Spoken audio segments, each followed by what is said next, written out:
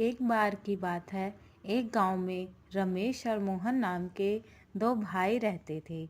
बड़े भाई का नाम रमेश तथा छोटे भाई का नाम मोहन था।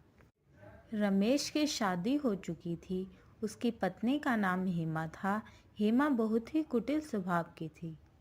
वह हमेशा अपने पति से मोहन की बुराई करती रहती थी, लेकिन मोहन बहुत ही अच्छे स्वभाव का था।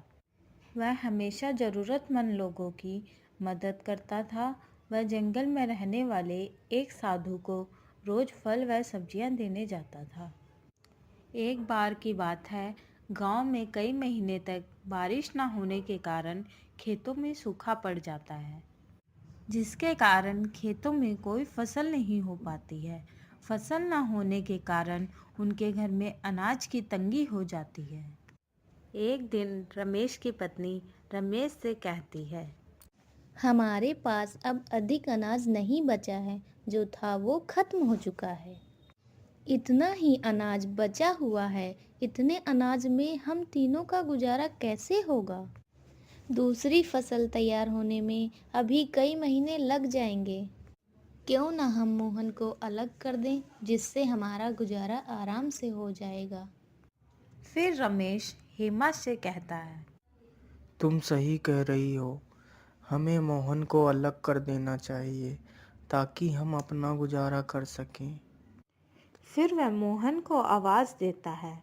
फिर उसकी पत्नी बताती है, मोहन घर पर नहीं है, वह कहीं बाहर गया है। लेकिन मोहन साधु के पास गया था।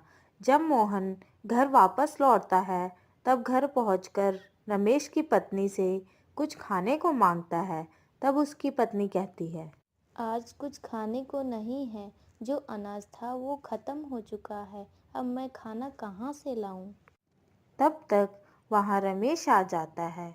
फिर रमेश मोहन से कहता है, अब अनाज नहीं बचा है और ना ही इस बार फसल हुई है, इसलिए तुम्हें खुद अपने खाने का इंतजाम करना होगा। मैं तुम्हें पुराना वाला खेत देता हूँ, तुम उसमें अपना गुजारा करो। और ये घर भी मैंने बनवाया है, इसलिए तुम यहाँ नहीं रह सकते। रमेश की ये सारी बातें सुनकर मोहन बहुत दुखी हो जाता है और वहां से चला जाता है।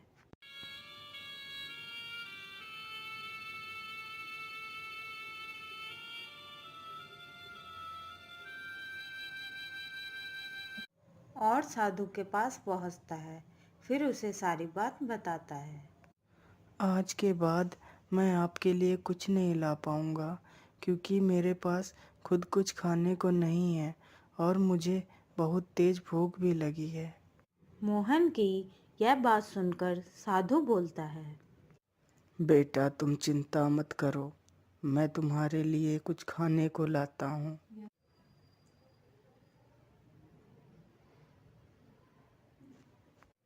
फिर साधु उसे कुछ खाने को देता है और मोहन खाना खा लेता है। फिर साधु उसे एक जादुई घड़ा देता है और कहता है, बेटा, ये घड़ा लो। तुम इस घड़े के सामने अपनी जो भी इच्छा प्रकट करोगे वह पूरी हो जाएगी।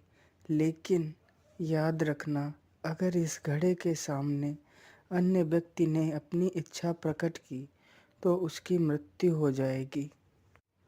ठीक है बाबा, मैं इस बात को याद रखूंगा। फिर मोहन वहां से घड़ा लेकर अपने खेत के पास पहुंचता है और घड़े से कहता है, हे जादुई घड़े, मेरे लिए एक घर बना दो। फिर घड़े के जादू से उसका बहुत सुंदर घर तैयार हो जाता है। ये देखकर वह बहुत खुश हो जाता है। फिर वह घर के अंदर जाता है।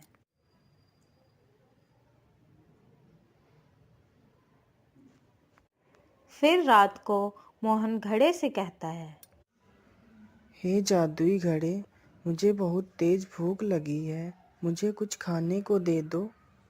जैसे ही मोहन खाना मांगता है, उसके लिए तुरंत एक खाने से भरी हुई थाली प्रकट हो जाती है। फिर वह खाना खा लेता है और सो जाता है। फिर एक दिन रमेश अपनी पत्नी से कहता है, पता नहीं मोहन इतने दिनों से कहाँ है, दिखाई ही नहीं देता।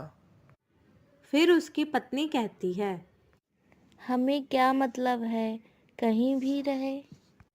फिर एक दिन रमेश को गांव का एक व्यक्ति बताता है कि मोहन पुराने खेत में रहता है और उसने वहां एक बहुत अच्छा घर बनवा रखा है और वह बहुत अमीर हो गया है। यह सुनकर रमेश चौंक जाता है और वहां से चला जाता है। घर पहुंचकर अपनी पत्नी को सारी बात बताता है।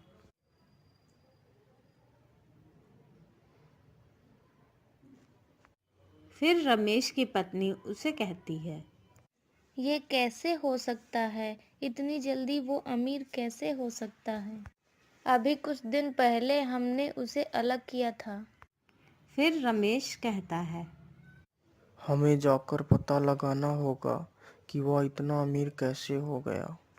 फिर वह दोनों रात को मोहन के घर में देखते हैं कि मोहन जादुई घड़े से खाने को मांगता है।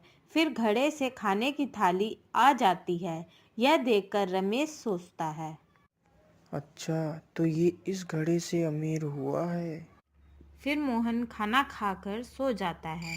फिर रमेश घड़े को चुरा कर ले जाता है और सुबह होते ही उस घड़े से कहता है, हे जादुई घड़े, मुझे बहुत सारा सोना दे दो। जैसे ही रमेश अपनी इच्छा घड़े के सामने प्रकट करता है, उसकी तुरंत मृत्यु हो जाती है। यह देखकर उसकी पत्नी जोर जोर से रोने लगती है और कहती है, हाय हाय, ये क्या हो गया आपको, हे भगवान, ये क्या कर दिया आपने। फिर वह दौड़कर मोहन के पास जाती है।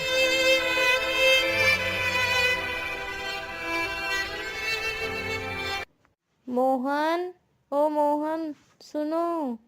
फिर मोहन देखता है कि रमेश की पत्नी उसे आवाज दे रही है। तब मोहन उसे पूछता है, क्या हुआ भाभी? मोहन, तुम्हारे भाई को पता नहीं क्या हो गया है। वह यहाँ से तुम्हारा जादुई घड़ा चुरा कर ले गए थे। और जैसे ही उन्होंने जादुई घड़े से अपनी इच्छा प्रकट की, तभी अचानक से वह बेहोश हो गए और जमीन पर गिर गए। यह सुनते ही रमेश दौड़कर साधु के पास जाता है और साधु से सारी बात बताता है। फिर साधु उसे बताता है, जल्दी जाओ बेटा और उस घड़े को अपने हाथों से तोड़ दो। यह सुनकर मोहन दौड़कर वहां पहुंचता है और जल्दी से घड़े को उठाकर जमीन पर पटक देता है, जिससे घड़ा टूट जाता है।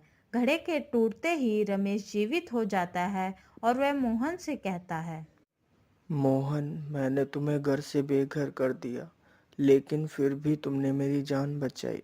मुझे माफ कर दो मेरे भाई। फिर वह तीनों हंसी खुशी साथ में रहने लगते हैं।